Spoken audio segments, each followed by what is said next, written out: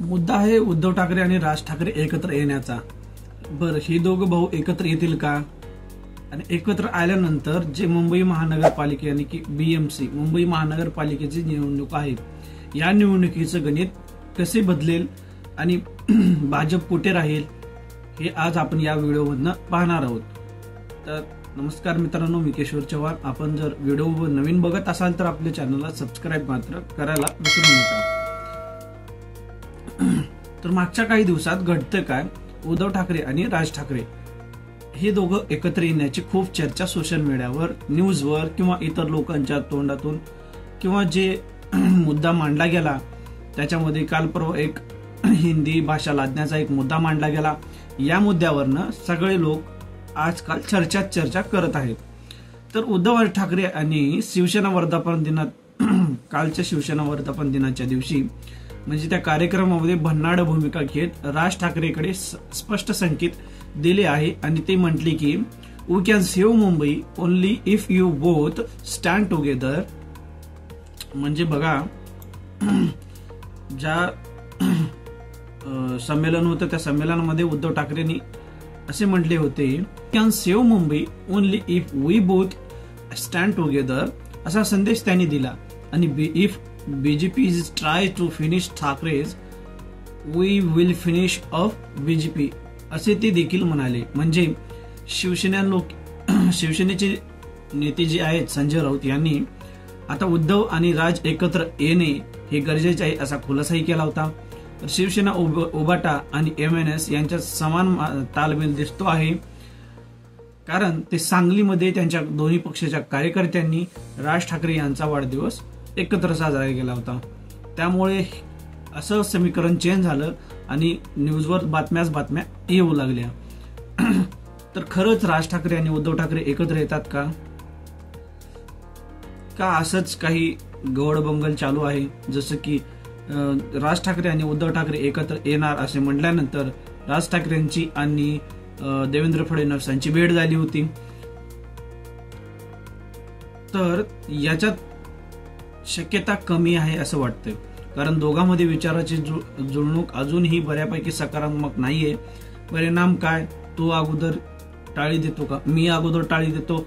जर युती झाली तर बीजेपी आणि शिंदे गटाच्या विरोधात मराठी गणितही एक मजबूत व नवीन युती तयार होऊ शकते। जर ही दोघांची युती व्यवस्थित वाटाघाटी करून जर झाली तर मात्र मुंबई आणि महाराष्ट्रावर त्यांचंही राज्य राहू शकतं, कारण जे मराठी माणसाच्या किंवा महाराष्ट्राच्या विरुद्ध जितक्याही गोष्टी घडत आहेत ते सध्या लोक पाहत आहेत।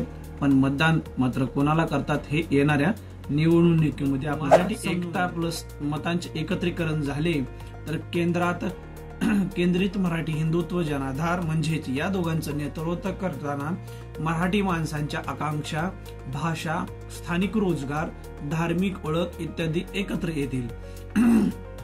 जर बीजेपीनं आपल्याकडे खेचण्याचा प्रयत्न केला तर मताची विभागणी होते। म्हणजे उद्धव ठाकरेंकडे काही हिंदी लोक, काही मुस्लिम लोक आणि काही मराठी लोक जातील। राज ठाकरे जे सांगतील त्यांच्या पक्षातले लोक ऐकतील आणि तेही त्यांच्या ज्यांना मतदान करायचे त्यांना मतदान करायला जातील।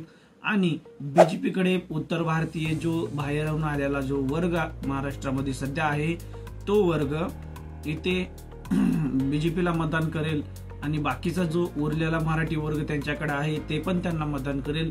गुजराती, जैन आहेत, मारवाडी आहेत, हे जे लोक जे बीजेपीला मानतात ते त्यांना मतदान करेल।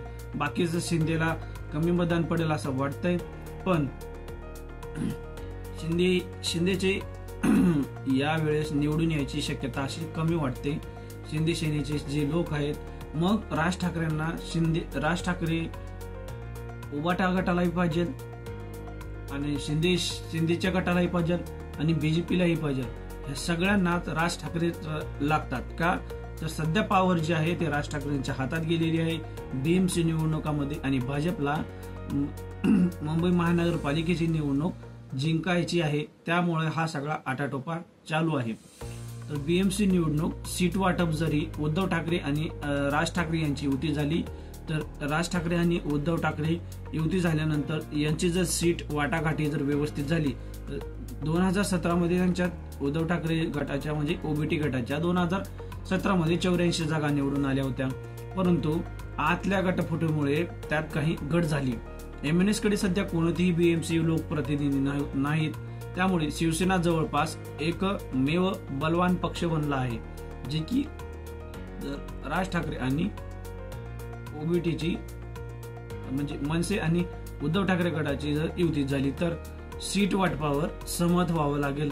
हेच युतीचा सर्वात मोठा या दोघांच्या युतीला सर्वात मोठं आव्हान ठरू शकतो. म्हणून आताच्या घडीची जी बातमी आहे, एकमेकाचे नेते एकमेकावर टीका करत आहेत, ज्यांनी की मनसेचे संदीप देशपांडे आणि जे काही उद्धव ठाकरे गटाचे असतील या दोघांमध्ये टीकाकारण चालू आहे. तर थोडक्यात अडथळा कुठे निर्माण होतो या दोघांना इतिहास सांगतो.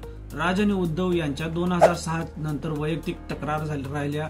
अनेकांना हेल इन मातोश्री असा अनुभव आला आणि हे लोक विसरतील का? जे काही लोक आहेत या दोघांमध्ये भांडण ज्यावेळेस झाले होते त्यावेळेस भांडण झाले होते म्हणायचं कारण म्हणजे जे या दोघं एकत्र होते त्यानंतर फुटाटूप झाली आणि मनसे पक्ष स्थापन झाला आणि उद्धव ठाकरेकडे शिवसेना होती.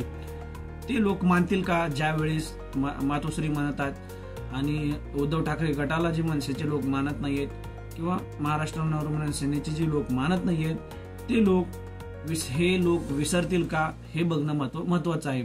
बीजेपी आणि महायुती या दोघांचा प्रतिसाद जर बीजेपी देवेंद्र फडणवीस आणि शिंदे गट या दोघांनी युती केली तर बीजेपी विरोधात मराठी गट सुसंवादाने एकत्र येतील आणि हे मुंबई आणि महाराष्ट्रात एक ठोस फोर्स तयार करेल. पण जर व्यवस्थित वाटणी झाली तर भरोसा, तरतूद, आर्थिक वाटप, निवडणूक रणनीती इत्यादी बारीक बारीक गोष्टीवर या दोघांना म्हणजे राज ठाकरे यांना आणि उद्धव ठाकरे यांना बारीक बारीक लक्ष द्यावं लागेल.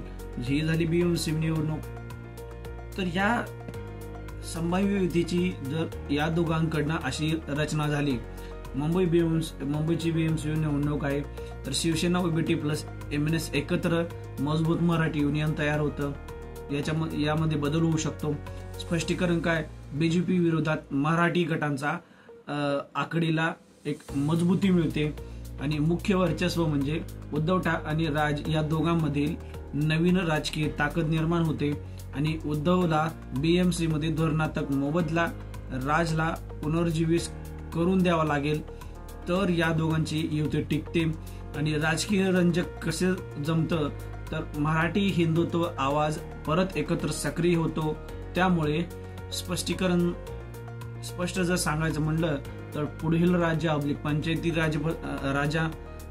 राजबदलांमध्ये परिणाम दिसून येऊ शकतो आणि भाजपचा धोका जो भाजपला धोका आहे या दोघांच्या युतीनं तर युतीने भाजपला मुंबई टॅग बनवू शकतो. पण बीजेपीने आतील का प्रयत्न केला तरच म्हणजे जर हा फटका जर बीजेपीला बसला तर ते पुन्हा रोखू शकणार नाहीत. कारण जर मराठीच्या मुद्द्यावरनं दोघ जण हे एकत्र आले आणि जर बीएमसी निवडणुका जिंकले तर मात्र बीजेपीला अवघड जाईल.